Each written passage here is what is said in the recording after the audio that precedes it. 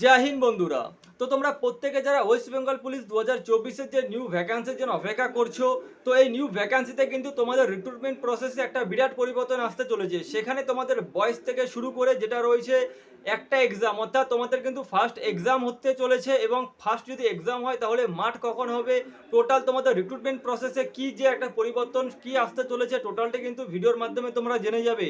এবং তারই সাথে তোমরা যারা যারা কলকাতা পুলিশ কনস্টেবলের ফর্ম ফিল আপ করেছো, তো কলকাতা পুলিশ কনস্টেবল এবং পশ্চিমবঙ্গ পুলিশের যে তোমাদের নিউ ভ্যাকান্সি বেরোচ্ছে কনস্টেবলের ক্ষেত্রে, দুটো ভ্যাকান্সি তোমরা একেবারে দুটো ভ্যাকান্সির জন্য তোমরা একসাথে কীভাবে প্রিপারেশন নেবে সমস্ত কিছু ডিটেলস কিন্তু আজকে আমি তোমাদের কাছে ভিডিওর মাধ্যমে প্রোভাইড করব। যারা যারা কলকাতা পুলিশের কনস্টেবলের ক্ষেত্রে যেটা রয়েছে আবেদন করেছো এবং যারা যারা ওয়েস্ট বেঙ্গল পুলিশের জন্য যারা অপেক্ষা করছিলে, অবশ্যই কিন্তু তোমরা ভিডিওটা একদম শেষ পর্যন্ত দেখো। ওয়েস্ট বেঙ্গল পুলিশ যেটা তোমাদের রিক্রুটমেন্টের 2024-এর যে আপকামিং ভ্যাকান্সি বেরোতে চলেছে সেটা কিন্তু আর বেশি দিন নেই। তোমাদের ভ্যাকান্সি কিন্তু টোটালটি ফুলফিলভাবে পারমিটেড করা রয়েছে, যেখানে তোমরা প্রত্যেকেই জানো যে 12,000 ভ্যাকান্সি থাকবে। মেল এবং ফিমেল উভয় কিন্তু তোমরা আবেদন করতে পারবে। এবার বিশেষ কথা হচ্ছে যে ভ্যাকান্সি তোমাদের বেরোচ্ছে কিন্তু রিক্রুটমেন্ট প্রসেস কি থাকছে, কারণ ভ্যাকান্সিতে যদি তোমরা একটা কোটা নিতে চাও তাহলে তোমাদের টোটালি রিক্রুটমেন্ট প্রসেস আগে তোমাদের জানতে হবে, বুঝতে হবে এবং সেরকমভাবে প্রিপারেশন নিতে হবে।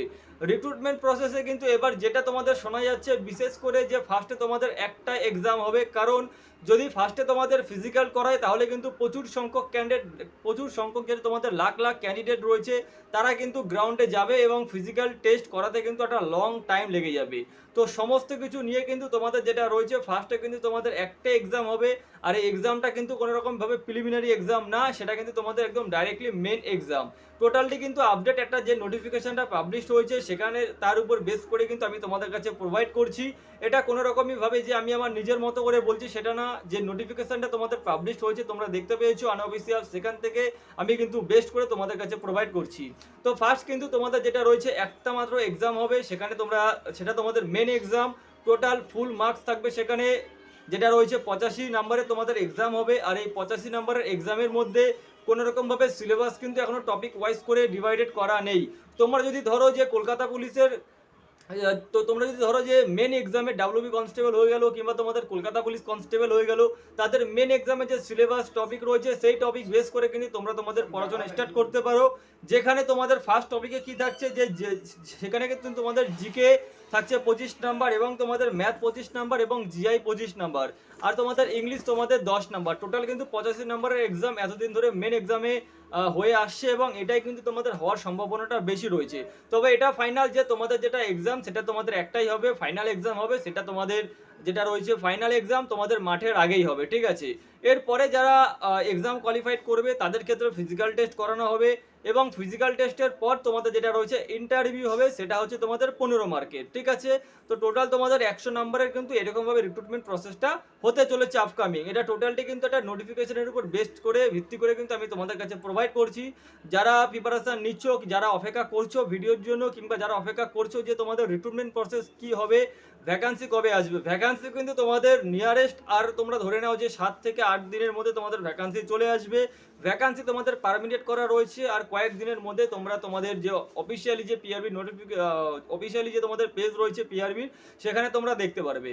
এবার বলি যে তোমরা যারা যারা কলকাতা পুলিশ কনস্টেবলের ক্ষেত্রেও যারা ফর্ম ফিল আপ করেছো, আবার তারাই কিন্তু ওয়েস্ট বেঙ্গল পুলিশের ক্ষেত্রেও ফর্ম ফিল আপ করবে, কিন্তু কলকাতা পুলিশের ফর্ম ফিল আপ চলবে তোমাদের পুরনো মডেল বেস্ট করে, যেখানে প্রিলিমিনারি এক্সাম, ফিজিক্যাল, তারপর তোমাদের মেইন, তারপর তোমাদের ইন্টারভিউ।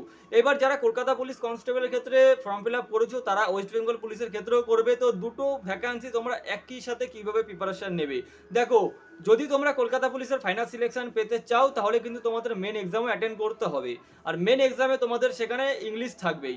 তো যারা একদম রিয়েল ক্যান্ডিডেট রয়েছে যে এই বছর একটা চাকরি নিতেই চায় কলকাতা পুলিশে সেরকমভাবে যারা পড়ছে, তো আমার মতো হিসাবে আমার যেটা রয়েছে তারা কিন্তু এখন থেকে তাদের ইংলিশ পার্টটা কিন্তু পড়া শুরু করে দিয়েছে। অর্থাৎ তোমরা যারা যারা এখনো পর্যন্ত ইংলিশ পার্টটা পড়া শুরু করোনি তোমরা কিন্তু প্রত্যেকে ইংলিশ পার্টটা পড়া শুরু করে দাও, কারণ ইংলিশ পার্টটা যদি তোমরা পড়া শুরু করে দিতে পারো তাহলে তোমাদের যে ডাব্লিউবি নিউ ভ্যাকান্সি আসতে চলেছে সেখানেও কিন্তু তোমরা একটা ভ্যাকান্সি একটা সিট নিজের দেখতে পারবে। ঠিক আছে? তো আমার কথা যেটা তোমরা একই সাথে কিভাবে প্রিপারেশন করবে, আমার কথার মানে হচ্ছে একটাই, তোমরা যেরকমভাবে পড়ছো পড়ো কলকাতা পুলিশ পিলির জন্য, কিন্তু এইটুকুখানি মাথায় রাখো কলকাতা পুলিশ পিলি পাস করলে তোমাদের হবে না, তোমাদের মেনও পাস করতে হবে। আর মেন পাস করার জন্য তোমাদের ইংরেজি পড়তে হবে। তো সেই ইংরেজিটা তোমরা এখন থেকেই পড়ো সমস্ত টপিকের সাথে, তাহলে কিন্তু তোমাদের এই যে পড়াশোনাটা রয়েছে, এই যে তোমাদের স্টাডি প্ল্যানটা রয়েছে, টোটালটি কিন্তু তোমাদের ডাইরেক্টলি ইনডাইরেক্টলি এবং ডাইরেক্টলি ভাবে তোমাদের যেটা রয়েছে ওয়েস্ট বেঙ্গল পুলিশ কনস্টেবলের ক্ষেত্রে তোমাদের কিন্তু কাজে লাগবে। আমি জানি তোমরা যারা যারা প্রত্যেকে ভিডিওটা দেখছো প্রত্যেকে কলকাতা পুলিশের ফর্ম ফিল আপও করেছো এবং প্রত্যেকে তোমরা রয়েছে ওয়েস্ট বেঙ্গল পুলিশের ফর্ম ফিল আপও করবে। তো তোমরা যদি চাও এই বছরে একটা ভ্যাকান্সি নিতে, অর্থাৎ কলকাতা পুলিশ এবং ওয়েস্ট বেঙ্গল পুলিশ যেভাবে হোক 2024 সালে তোমরা একটা ভ্যাকান্সি একটা সিট একটা তোমাদের যেটা রয়েছে যেটা পুলিশের যে একটা ভ্যাকান্সি তোমরা নিতে চাও, যারা একদম নেমে পড়েছো মাথায় গামছা বেঁধে, তো তোমাদের ক্ষেত্রে একটাই বলবো, পড়াশোনা তোমরা ফুলফিলভাবে মেন্সের জন্য আরম্ভ করে দাও। তার সাথে নিজের ফিজিক্যাল প্র্যাকটিস, ফিজিক্যাল যে ফিট সেটা তোমরা রাখো, কারণ ডিফেন্সে যদি তোমরা চাকরি করতে চাও তোমাদের শারীরিক ফিটনেস কিন্তু সেপ ওয়ান হওয়া দরকার। ঠিক আছে? শারীরিক যে তোমাদের ফিটনেস হয়েছে সেটা তোমাদের সেপ ওয়ান দরকার। আশা করি সমস্ত কিছু বুঝতে পেরেছো। যদি কোনো রকম কোনো কিছু ডাউট থাকে তোমরা অবশ্যই ভিডিওর কমেন্ট বক্সে কমেন্ট করে দিও। ভিডিওটি ভালো লাগলে অবশ্যই লাইক এবং শেয়ার করে দিও এবং চ্যানেলে প্রথমবার হলে সাবস্ক্রাইব করে দিও। জয় হিন্দ।